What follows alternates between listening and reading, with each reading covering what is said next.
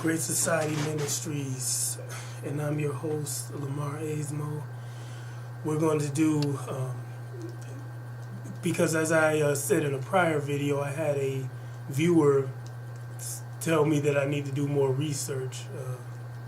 I've done the research, and what we're going to be doing in this series, I'll probably call it Bible Thumpers, and it'll be a response to Christian Answers and channels like that who try to not only Christian Answers, but there's another guy, I think his channel's called Don't Convert to Islam, some of that nature, where he's trying to point out the contradictions in the Quran and just critique the Quran. So, you know, if he can do that, because I made a claim on this video that the Bible has way more contradictions and way more problematic verses. So in this series, I'll set out to prove that.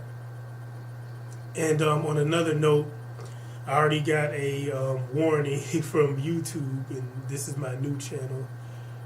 It's unfortunate the censorship we live under, but when you have a minority group who controls the government and media, what can one expect? So in the future, I'll just reference each religion's primary text and go from there without any naming of ethnic groups or that sort of thing, unless I'm using actual historical documentation from mainstream publications, so that I can avoid these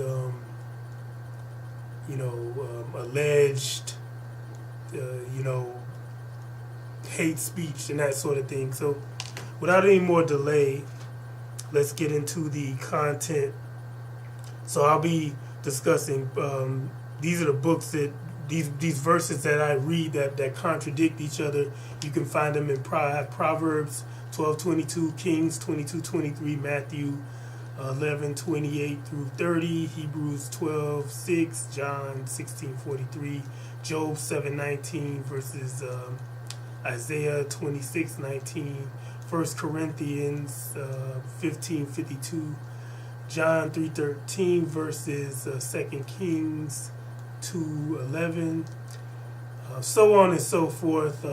Because what I did for expedience sake is, instead of me flipping through the Bible, who knows how long that would take if I were to do it that manner, I just basically took pictures of each verse that contradicts, and it'll be up to you to, if you want to call my bluff and pretend as if these passages don't exist. You'll easily be able to put it in any search engine and find what I'm saying is actually in the Bible. So here we go. Lying lips are an abomination to the Lord, but they that deal truly are his delight. So basically, lying is an abomination. Okay, fine. That's so far so good. And the Lord said unto him, wherewith? And he said, I will go forth, and I will be a lying spirit in the mouth of all his prophets. And he said, thou shalt persuade him and prevail also. Go forth and do so. Now therefore, behold, the Lord hath put a lying spirit in the mouth of all these thy prophets, and the Lord hath spoken evil concerning thee. So if lying is an abomination, and the prophets of the Old Testament, I guess, had a lying spirit in their mouth, how is anything they're saying reliable? That's a contradiction right there, philosophical contradiction, because if the prophets have a lying spirit in their mouth and lying is an abomination, how are they affiliated with God? But also, how can you trust what they say if the prophets have a lying spirit in their mouth? So that's one issue of many, which, again, I've read the Bible cover to cover several times, and we'll just go over all the problems that I've seen, that I encountered. For whom the Lord loveth, he chasteneth and scourge. Every son whom he receiveth.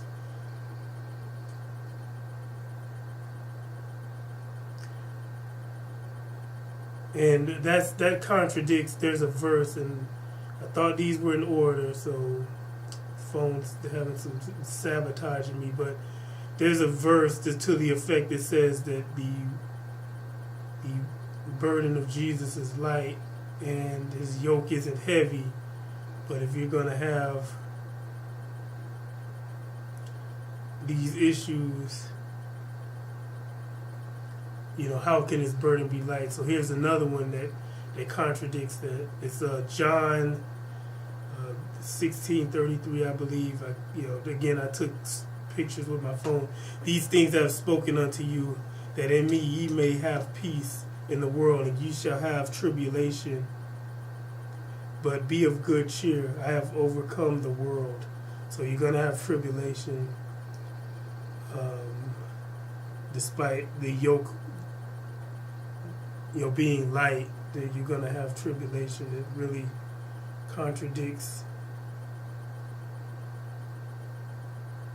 Okay, another issue that I found is that there's a contradiction within the Old Testament and the New Testament concerning life after death.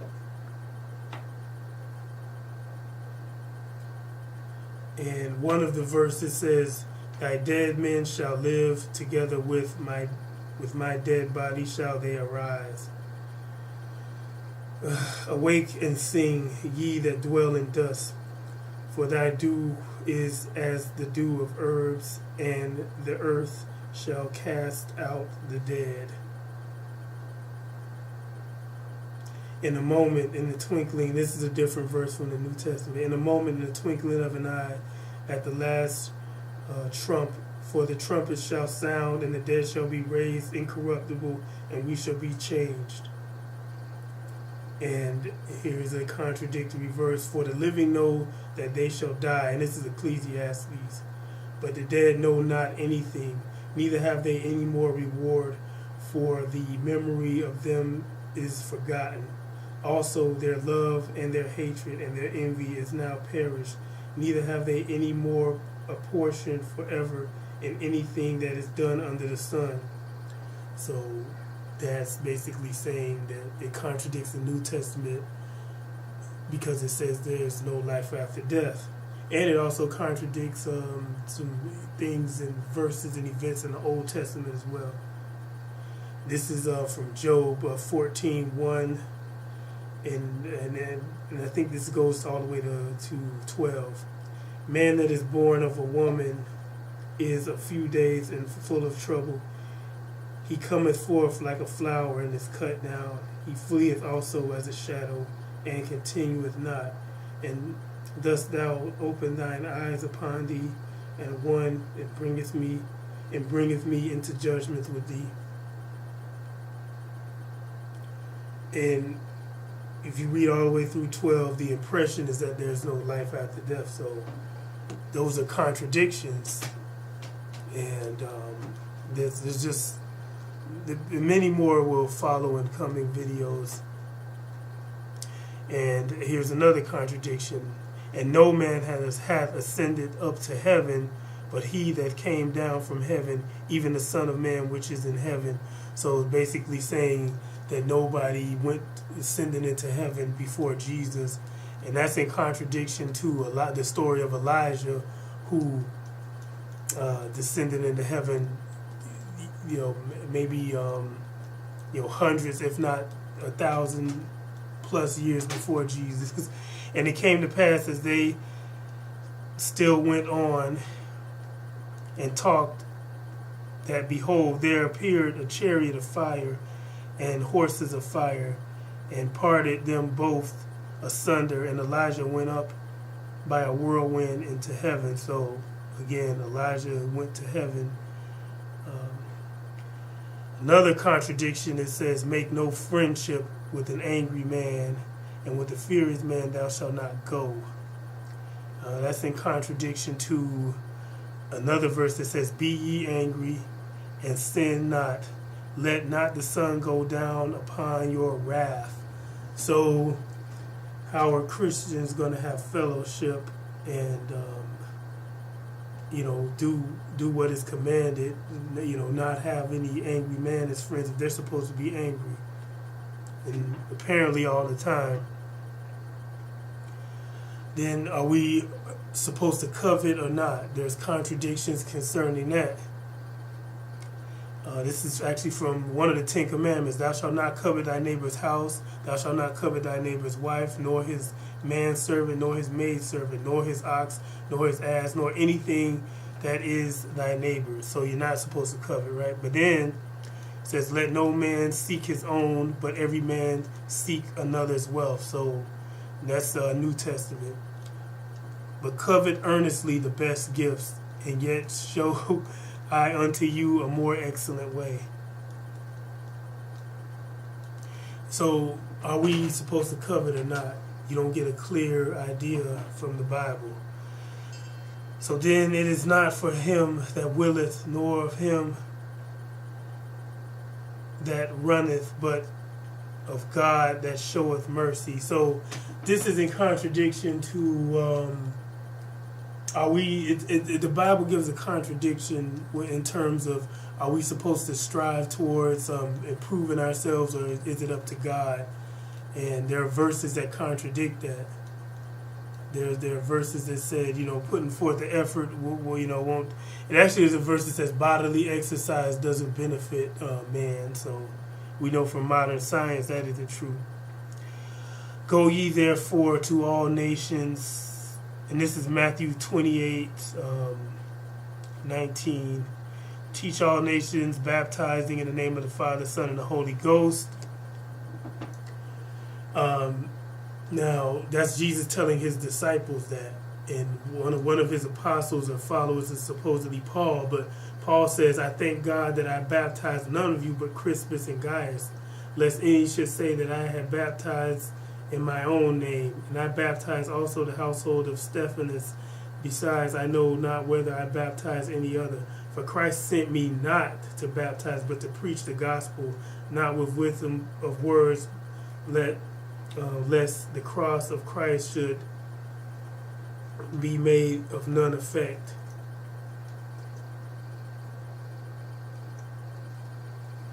So there's another contradiction. Paul says he wasn't sent to baptize, where Jesus tells all his disciples to baptize. And I think I'll cut the video here and we'll pick up in the future. But this has been Bible Thumpers, where we'll talk about the problems and the contradictions, the amorality, immorality, racism, and all the other good things that Christians ignore in the Bible and try to demonize the Quran for.